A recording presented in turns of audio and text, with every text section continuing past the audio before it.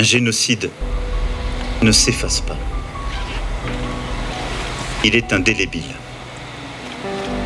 Il n'a jamais de fin. On ne vit pas après un génocide. On vit avec. Et un pardon ne s'exige pas. Qui serais-je pour le faire? On est en train de couvrir la visite d'Emmanuel Macron, le président français, qui est ici, qui va visiter le mémorial aussi, qui va tenir une conférence de presse, comme vous le voyez derrière moi. Et tout le monde s'attend à ce qu'il demande pardon aux Rwandais pour tout ce qui s'est passé entre les Rwandais et les Français au moment du génocide perpétré contre les Tutsis. Les tueurs qui hantaient les marais, les collines, les églises, n'avaient pas le visage de la France. Elle n'a pas été complice. Le sang qui a coulé n'a pas déshonoré ses armes, ni les mains de ses soldats, qui ont, eux aussi, vu de leurs yeux l'innommable, pensé des blessures et étouffé leurs larmes.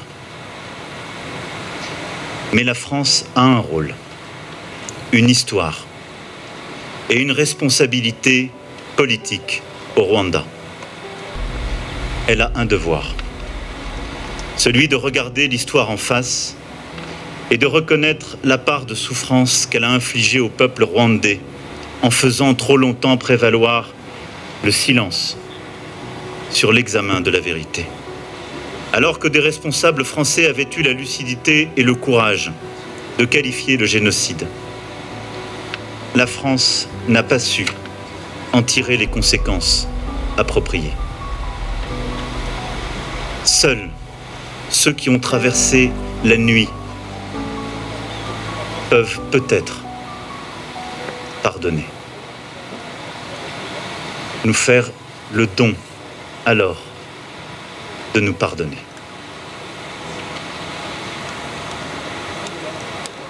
Dis Ibuka. Dis Ibuka. Dis Ibuka.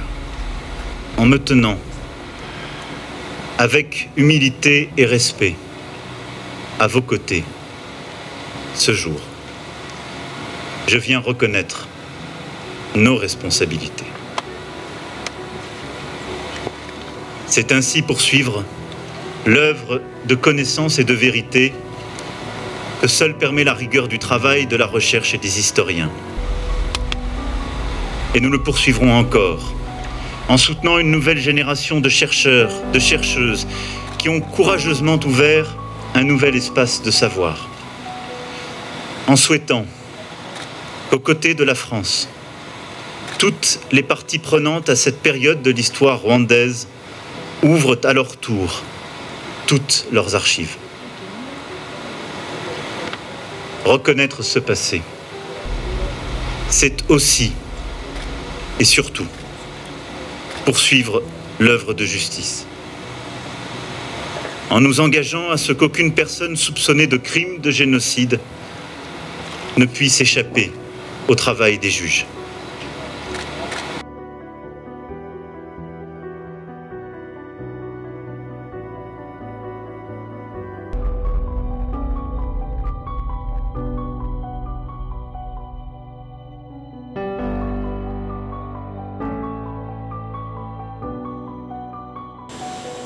Despite some loud noises and voices, President Macron took this step. Politically and morally, this was an act of tremendous courage.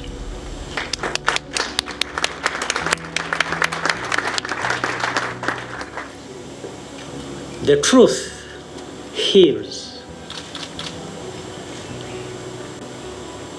This is the principle upon which Rwanda's entire project of national unity and reconciliation is based.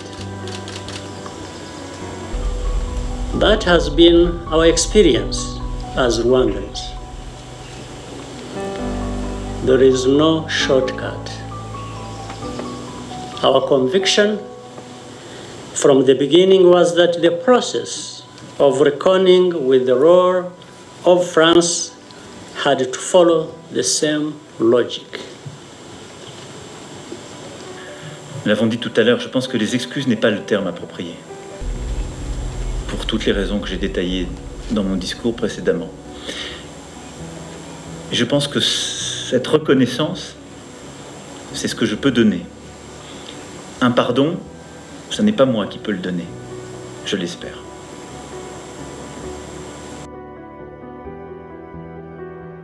Cela a confirmé mes peurs. Il est tourné autour du pot, il a dit que la France et l'armée française n'ont qu'une responsabilité. Donc ça a confirmé ce que je m'étais dit, que ça va être la langue de bois politicienne, etc. Et que finalement rien. Mais après, il a rendu quand même un vibrant hommage aux rescapés et ça j'ai trouvé assez digne. Il a dit que les excuses, il a demandé aux Rwandais de leur faire un don des excuses. Ça c'est les points forts du speech. Parce que réellement on va avoir la lune de miel entre les génocidaires et le gouvernement français, ça va peut-être se terminer. Je pense que ça il va vraiment y travailler. On va finir par arrêter des génocidaires qui vivent en paix en France, ou les extrader ou les juger. On va finir par arrêter de... En tout cas, de toute façon, je pense qu'avec Macron, la déstabilisation du Rwanda par la France, je pense que ça s'est arrêté. Tu sais, moi je suis un Rwandais, je regarde les choses, comment ils viennent. On verra ce qu'on verra, c'est trop tôt.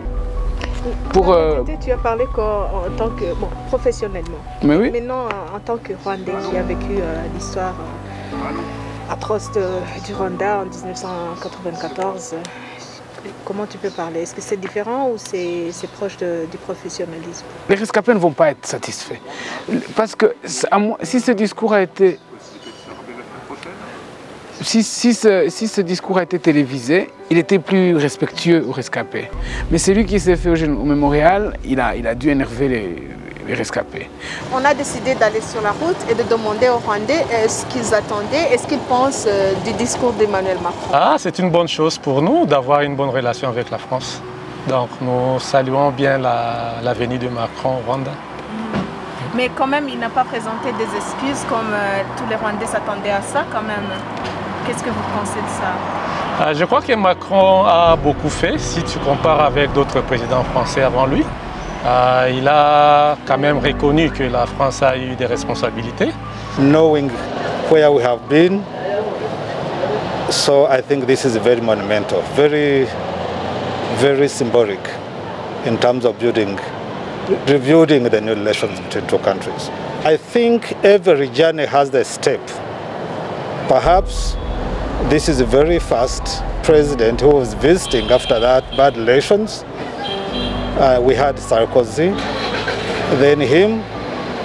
Perhaps, maybe his second term would perhaps mean something different. Vous avez entendu que la population rwandaise, elle est un tout petit peu choquée, mais quand même elle comprend que c'est un pas qui a été franchi, il y en aura d'autres.